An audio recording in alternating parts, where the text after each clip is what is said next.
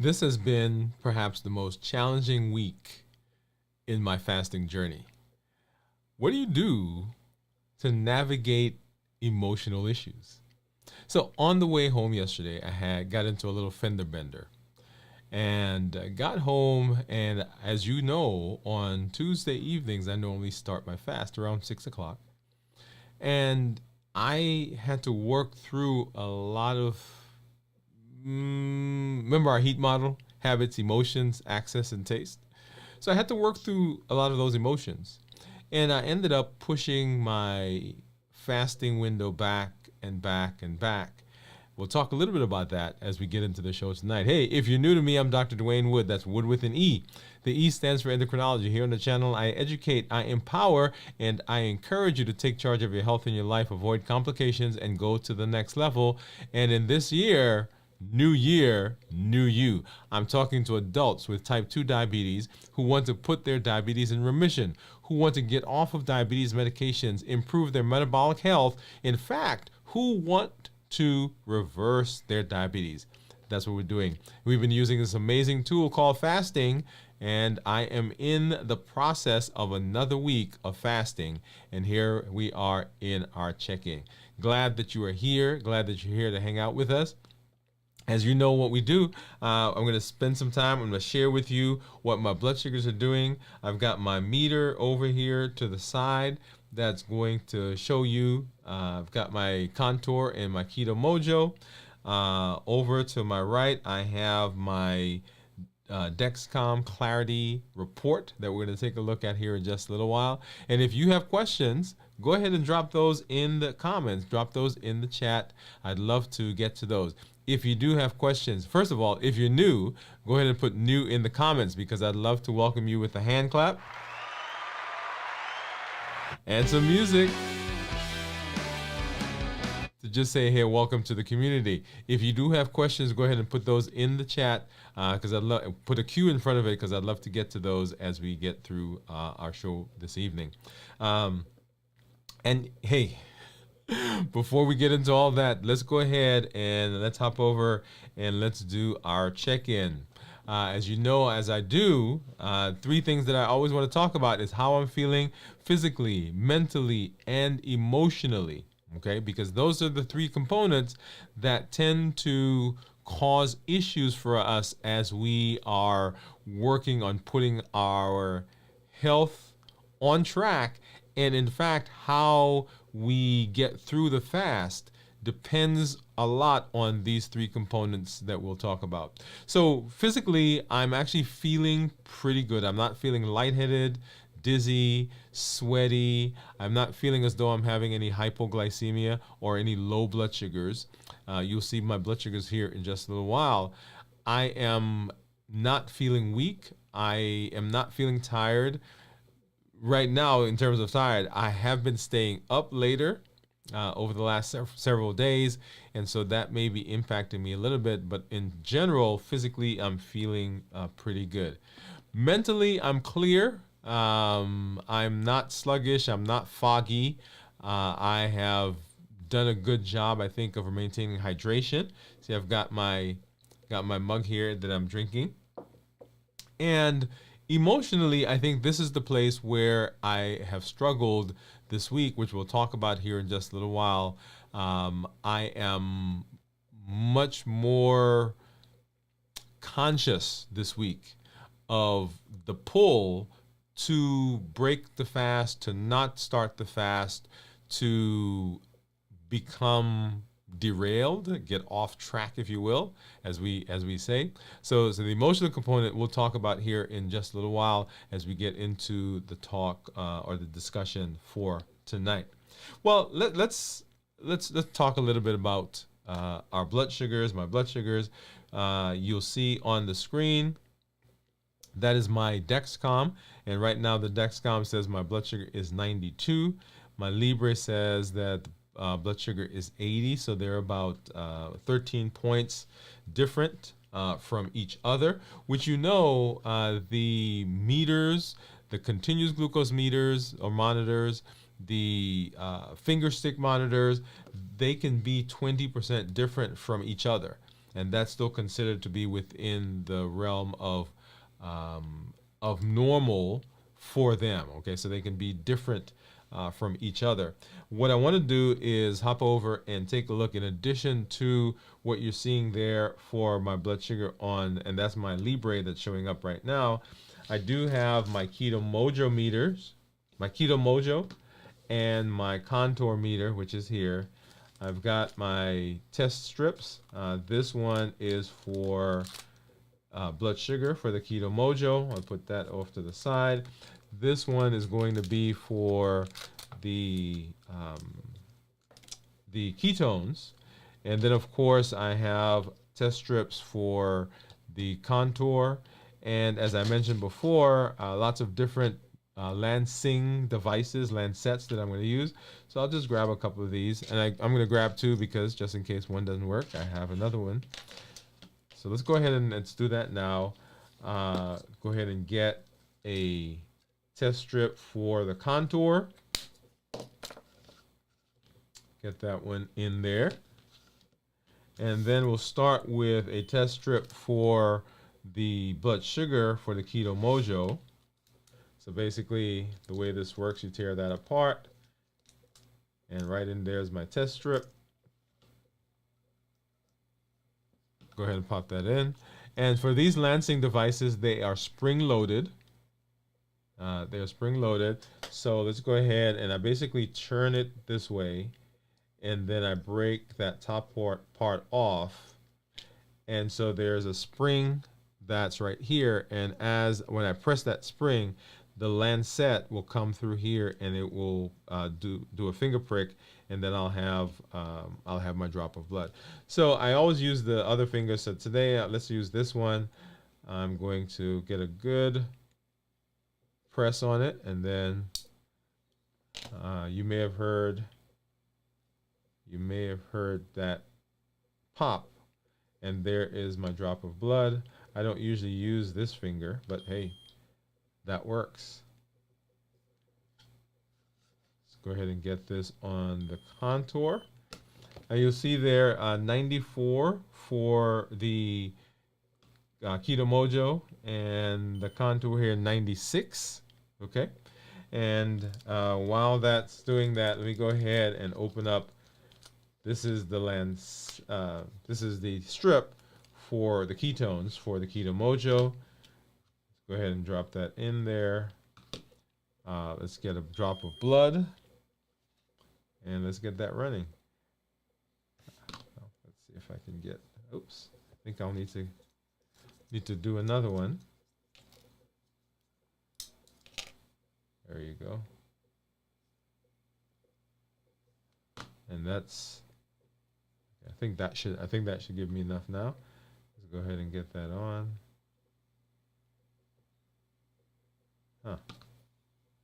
Okay, so that's not quite working the way. I might have to use a different finger. Not getting enough. Okay, I think now that might be just enough.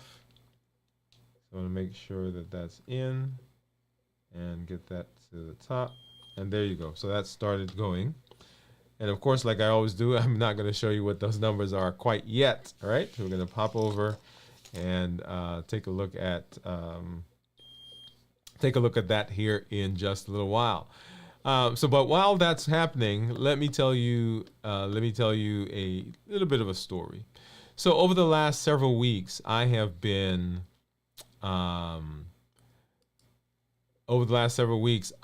extending the fast a little longer.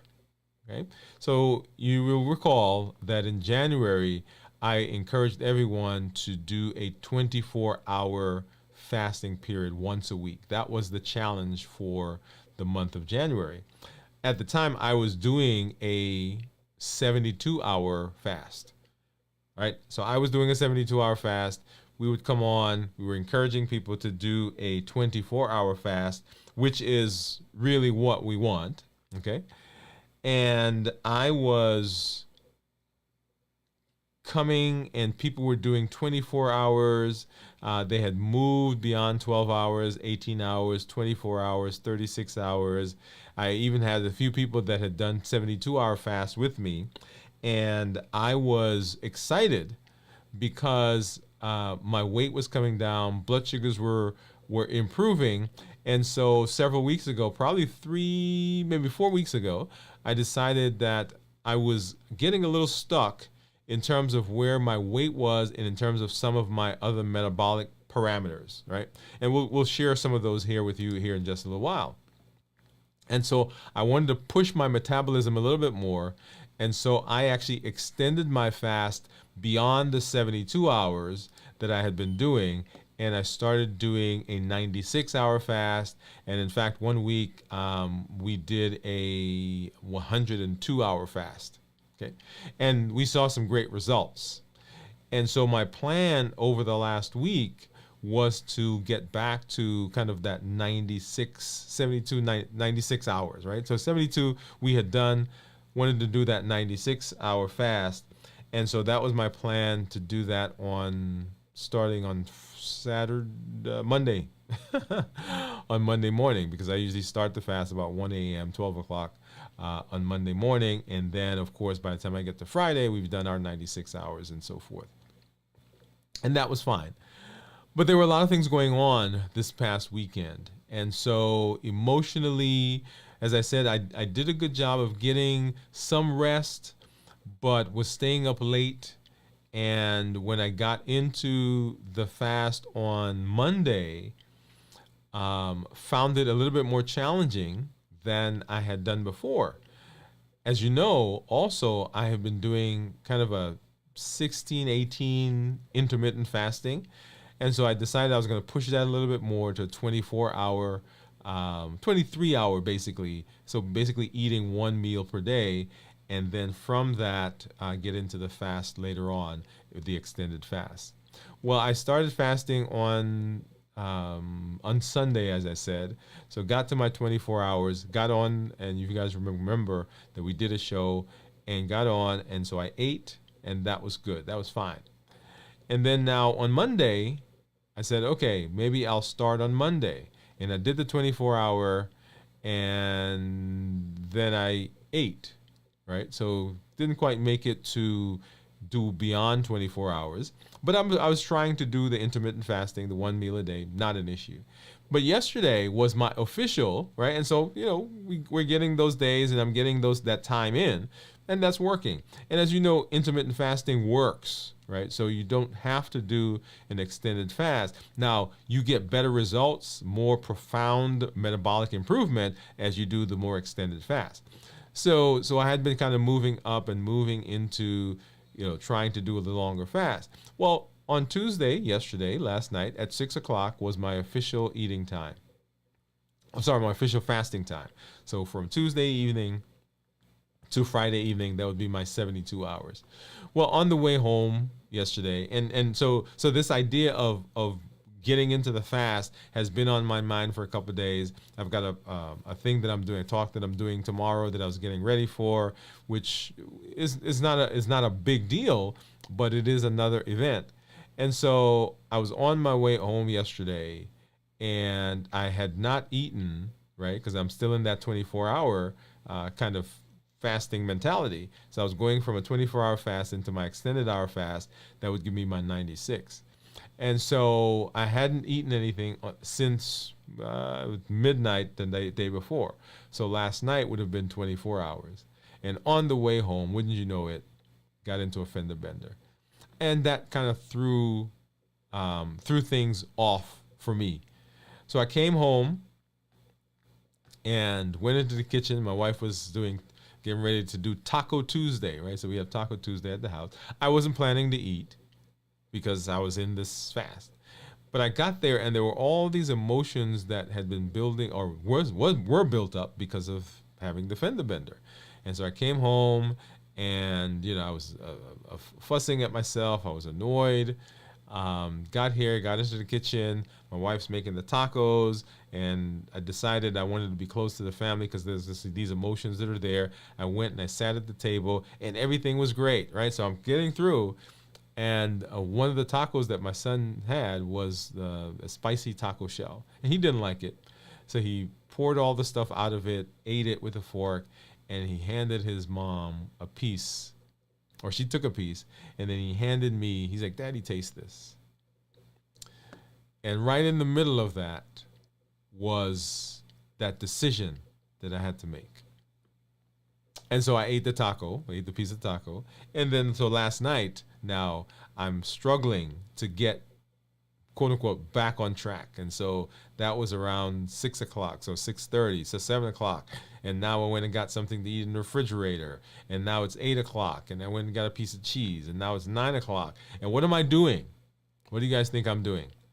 That's right, I am medicating with food, right? Because there were those emotions that had been built up. And once I had that first piece of taco, we were off to the races.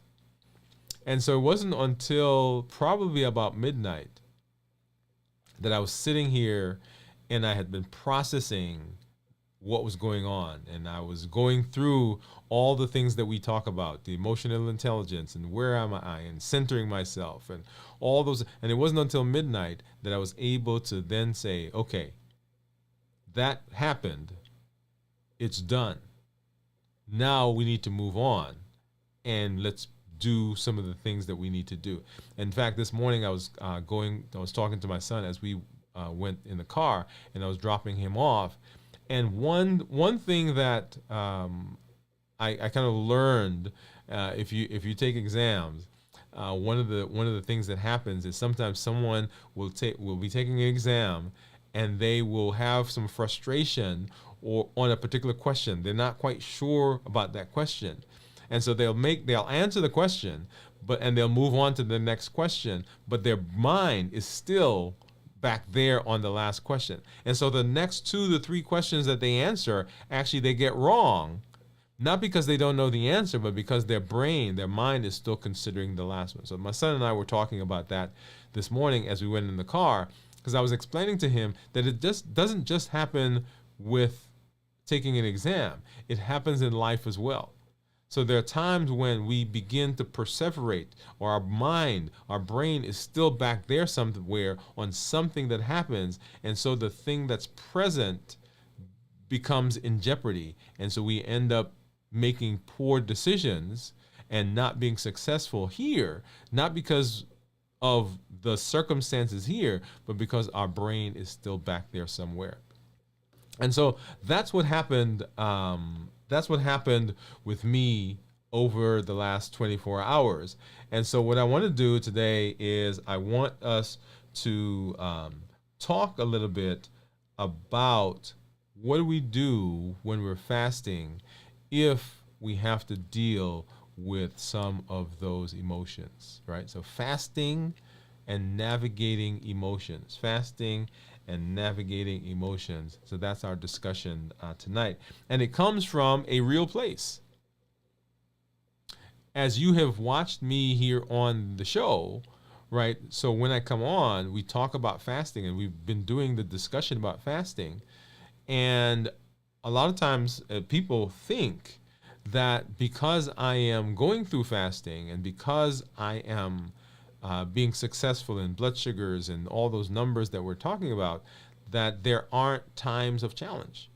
And I'm here to tell you that there are those times when it becomes challenging, and there are those humps in the road that we've got to navigate. So what are some common emotional triggers? And before I get there, let me back up a little bit, and let's run through this model again.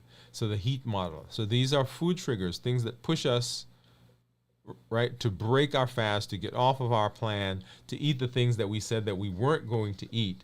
And one of them is emotions.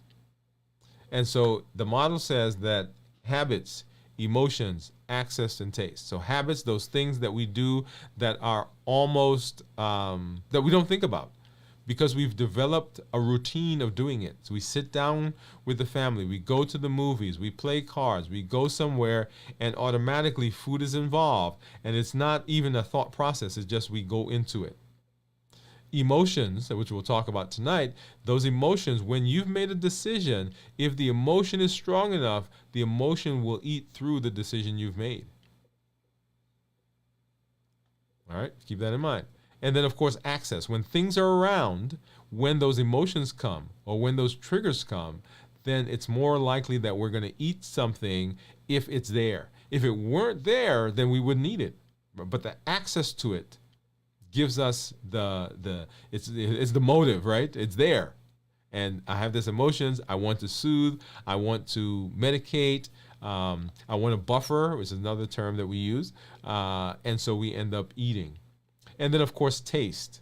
And taste is an interesting one because you hear me say all the time that we're never chasing the food. It's always what the food does for us, the memory that it brings, the calm that it gives us in terms of our feelings, that place that it puts us that causes us to have a feeling of safety, of warmth, of goodness, if you will. And so we go after the food, not because of the food itself, but because of what it does for us. And then, of course, the bliss point, right? The bliss point, the absolute best place, the combination of sugar, of salt, and fat. And it says when we eat that, right, that, oh, I can't just have one. So that bliss point. And so the heat model puts us or sets up those triggers for us. But what are some common emotional triggers? Remember, life happens. So stress and anxiety are emotional triggers. So stresses of the job, stresses of the project that you have to do, stresses of being late, stresses of relational issues, financial stresses, educational stresses, stresses in terms of career, and so many other things that go on in our life, and even stresses about health. Anxiety, right? So that anticipation of what's coming in the future, right? So we're not depressed because we're not looking backwards, and we've moved beyond today and we've moved into the future because we don't have those we don't have control. So anxiety. My son and I looked up was it last week? He was doing his devotion in the car as we were driving, and it was about anxiety. And so we looked up to find out of the things that we worry about, what percentage of things happen? What percentage of things happen? And the number that we found, and I had heard a different number before, but the number that we found in our research was that 91.4% of all the things that we ever worry about never occur. 91.4% of the things that we worry about never occur. And so we spend our time, our energy, our emotional our emotional budget worrying about things that never happen. But stresses and anxiety, those are some of the common triggers. Social gatherings and family events. So for me last night, social gatherings, sitting at the table with the family, right? Wanting to soothe, wanting to medicate, wanting to not feel the way I was feeling. And there's that trigger, right? So those social gatherings are triggers as well. And then unexpected life events. Like yesterday for me, the unexpected event of having that fender bender, that set up a lot of emotions. And so we'll talk a little bit about here in a little bit about what we can do to be able to manage those, right? So unexpected life events. So those are some of the common triggers. Well, what's the impact on fasting? If we're having those triggers, the emotional triggers, we end up having emotional eating. That's that idea of the taste, right? The taste and the emotions. Because what that does, it buffers us. One of the points you've heard me make before is that when you're fasting, when you're in the middle of the fast, you now don't have the emotional crutch, if you will. You don't have that buffering behavior that you normally do, and so you've got to face head on the emotions. often we have the food to fall back on. Something happens and we go grab something to eat, something to drink. And so the food is medicating us. But in the midst of fasting, if you've moved those away, moved beyond that, then all that's there are the emotions. And so now finding a way to manage those, right? So emotional eating is a consequence, an impact of the trigger. Breaking the fast. All right, so yesterday, last night, 9 o'clock, I think is what the time was, would have been my 24 hour. If I was going to continue going into a 36, 70, 48, 72 hour.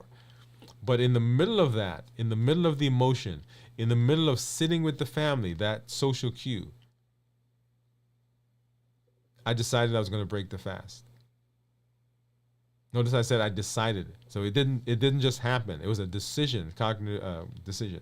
And then, of course, as a result of that, sometimes we feel guilt and frustration because we feel like we failed. We've set this task that we've not accomplished. And so that can set us up now to have even deeper and even stronger emotions. And notice how they build on each other. Something happens, and because of that thing, we decide we're going to buffer, we're going to break the fast, we're going to medicate. And we do that, and now we feel guilty and frustrated because we did it. And in order to deal with that frustration, we end up eating more. So notice I said to you that this fender bender happened, I don't know, maybe 6 o'clock in the afternoon, and it took me until midnight for me to be able to process that and to be able to move beyond that way and say, okay, that happened. Now we're going to move on. I can't stay there. I can't stay stuck in that space. And so what do we do to navigate those emotional challenges? Number one, we've got to acknowledge the emotion. The first step in understanding and dealing with it is you got to acknowledge it, that I'm feeling a certain way. And I told myself as I was driving home, oh, that, it's not that bad. It was not an issue, right? It happened. We're going to move on. But as I thought more and more about it and got home and got into my head, I didn't acknowledge the fact that, hey, you are feeling this way. So first of all, you got to acknowledge. You got to stay connected. When I came home, I didn't talk to my wife about it. I just told her it happened. I called her from the scene, told her it happened. We came in, we had Taco Tuesday, sat at the table, we talked a little bit. We didn't talk about that event. And so staying connected to people is a big part of that. And then mindful eating practices. And so for me, it started out with the taco shell, and then I ate another taco shell and another taco shell, and I deliberately didn't go out and get any cashews or almonds, but I had peanut butter, and so I went in, and so I was in that jar of peanut butter, right, grabbing a spoon, put it on the plate, and then I got some cheese. Notice what's happening, right? Continually medicating as I go through the evening until I was able to say, hey, wait. Because at some point it occurs. It's like, hey, this is your fourth or fifth trip to the refrigerator. You're not hungry. What's going on? And that's what's happening. So mindful eating. And then have a plan. We fail sometimes, not because of failure, we fail because we don't have a plan. And so have a plan. What are you going to do? How do you manage when emotions happen? When life happens? How do we deal with that? Part of what I could have done yesterday, and I thought about it on the way, but then I got home and I didn't do it. If you remember, several weeks ago, we were planning to take a trip. I was doing a talk in Mississippi. And as I was moving through the week leading up to the talk, I started to feel a pull to eat, and I was fasting. And I said, wait a minute, I know I'm not hungry, so what is this? And I was able to recognize at that time that it was the cortisol levels that were building up, that kind of anticipation. And so I went walking. And when I came back, that subsided. So yesterday on the way, I told myself, okay, when you get home, get changed and go for a walk. I didn't do that. That would have been a perfect way to kind of mitigate some of what was going on in my head, in my mind. So distraction, exercising, staying connected with people, having eating mindfully. Say, okay, I am going to eat, but okay, I'm thinking about what I'm doing now. I'm thinking about the things I'm eating. I'm not just going to just keep going to the refrigerator. I have a plan on what I'm going to eat. So that's how you navigate when emotions happen. But they will happen. If you've not had it yet, it's coming. You may just actually be coming out of a place where you ended up having some emotions that kind of pushed you off track. It will happen. It doesn't mean that there is something wrong with you. It doesn't mean that you are a bad person. It just means that life happens. And in the process of life happening, then, okay, how do we navigate that and how do we get back to where we want to be? And so it is now, what is that, 9:30, so midnight tonight, 12-ish, 12:15, will be a 24-hour period for me. And so today, going through, being at work and people were eating, there was not that push. In fact, I picked my son up today from his program, and so he's sitting in the car, he's eating. He was eating, what did they have? I think it was a bowl, a burrito bowl. They call it something else at the place that he got it from. But he's sitting there eating. Got back to work. The team was eating, and so there was not that push, that pull, because I had now been able to manage the emotions. Now, one point I do want to make is with the emotions. You are a strong person. We all make decisions and we all have emotions. When those emotions come, if we don't have a good way, if we don't have a plan, if we don't have a mechanism, if we don't have a structure of dealing with emotions, then those emotions are going to eat through and break down the walls of the decisions that we make. And this is not, here we're talking about food and dieting and eating and metabolic health and so forth. But this is in any area of your life. When those emotions come, if they're strong enough, they're breaking through the decisions you made. And so having a structure that helps you deal with that is the way to manage them. Often what we do is kind of like the roller coaster, right? The point of the roller coaster is to get up to the top, and then once you get to that pinnacle, that roller coaster car is coming down. You can scream, you can shout, you can panic, you can close your eyes, you can hold on all you want, but guess what? The car is coming down. It is inevitable. And often with our emotions, we climb the roller coaster of our emotion and we get to the pinnacle, we get to the top, and we expect at the top for us to be able to stop it. No, it doesn't happen that way.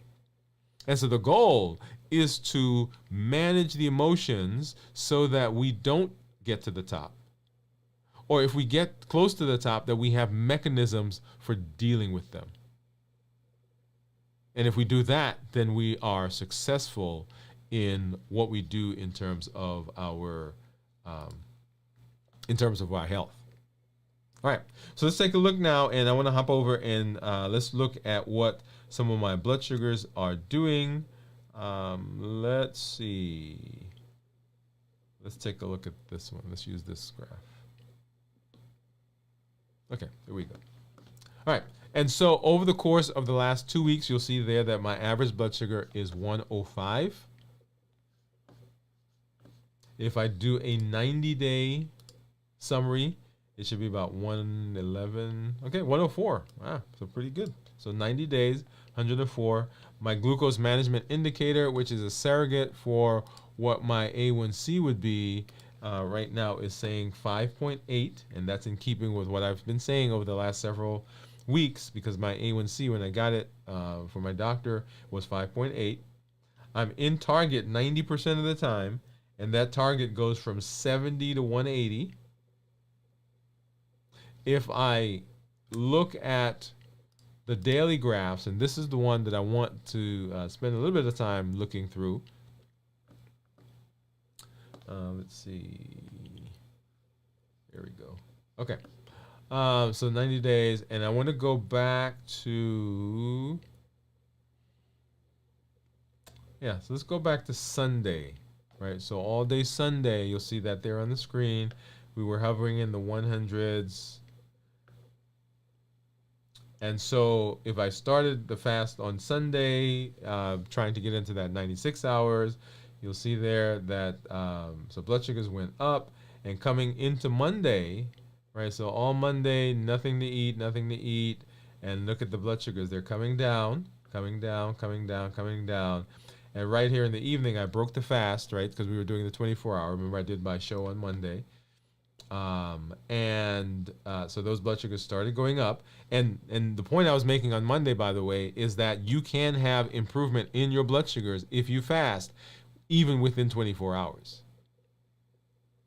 Are they going to be perfect? No, but you can have significant improvement in fasting. And today I was talking to someone in the office, and I was saying to them, they were saying, hey, well, I can't fast, or I can't do that, or my blood sugars won't improve that much. Yes, it does in 24 hours. And you see that there on the screen. And then, so I ate, right? And so notice the spike now. So we're up into the 160s, and we come back down. And so this is now Tuesday. That was yesterday. And so the plan initially was to start here. We didn't do that. And then the plan was to start here. We didn't do that. And so it wasn't until about midnight that there was, okay, now this is our official starting time. And then Wednesday all day today, notice these are residuals from yesterday, and the blood sugars are now coming down, and here we are a little bit before 9, and so we're about 94. Okay, and so we are now in the fast, and so like I said, midnight here in another 3 hours or so. Less than 3 hours, 2.5 hours, 2 hours and 20 minutes. It will be a 24-hour period. All right, so I did do my ketone on my Keto Mojo, and what I want to do is go ahead and pull that up now. So first I need to turn on. What do you think my ketones are going to be, right? Because it's been right now 21, 22 hours or thereabouts. Let me pull up my Keto Mojo app, and we'll see that say syncing there in just a minute as it goes ahead and pulls the data off of the. All right, so blood sugar was 92, and look at the ketones, 0.2, right? Ketones were 0.2. And so what I would expect as I go further and further in the fasting, I would expect that those ketones would get higher. If I look at the graph, notice here the turquoise line, that's those are ketones, and then the tan line, those are blood sugars. So blood sugars were high, right, higher, right there, and then ketones are at the bottom. And so as I go through the course of the day, I expect that those blood sugars would come down lower, and then the ketones will begin going up. And so we'll hopefully see that as we do our check-in tomorrow. All right? All right. So that is always excited when I can do that and share some of my experiences, some of my personal experiences, so that you can see that, hey, this is a process. And this is a process that affects all of us as we are working to improve our metabolic health, working to improve our weight, improve our blood sugars, reverse our diabetes, get off of medication, and do all the things we need to do to be healthier in the course of this of this journey. Always glad. Want to spend some time now talking a little bit about our unlimited mind frame, mindset, our unlimited mind shift. You are within the realm,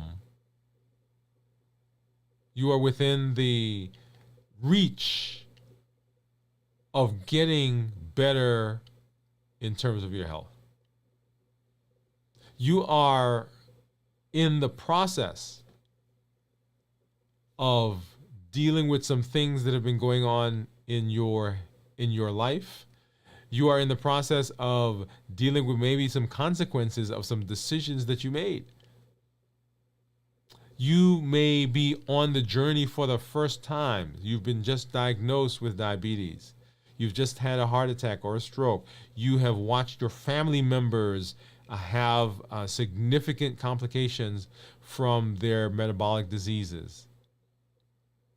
But I want to convince you that you have unlimited potential for improvement.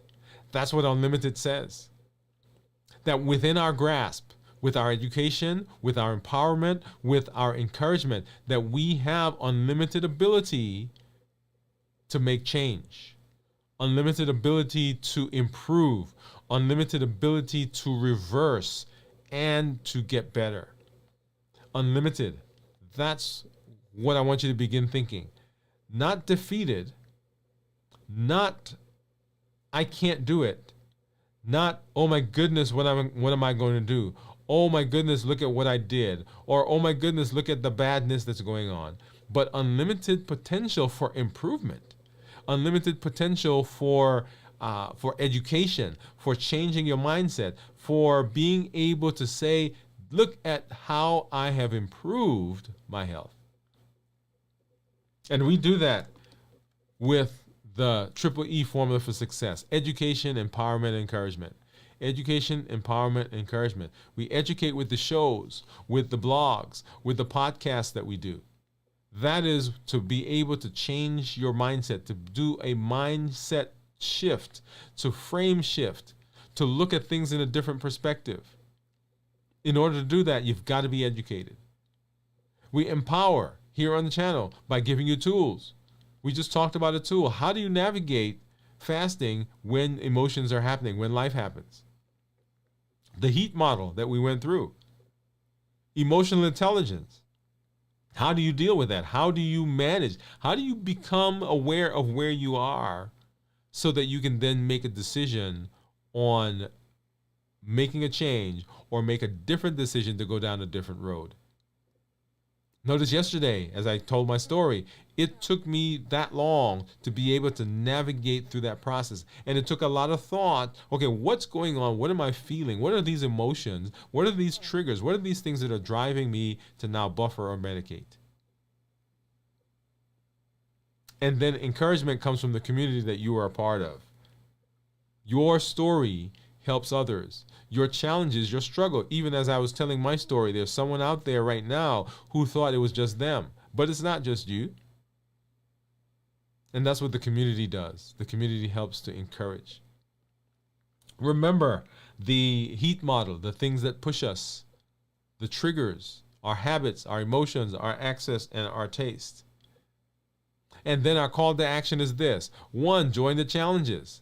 Every month we have a challenge. Every month we're doing something different. Every month we're asking you to come alongside and put the things that you're learning into practice. Don't just let them be a video that you hear about or watch, but implement those. In the month of January, we go, hey, figure out what your why was. What is the reason that you're doing this? Why do you want to be healthy? In the month of February, hey, let's now work our way up so that we can begin fasting for a 24-hour period once a week. In the month of March, figure out what of the HEAT model affects you. Which one is yours? Which is your trigger? I'll tell you personally, mine is emotions, access, and taste. All 3 of those are mine. And so I have to put things in place to be able to manage those.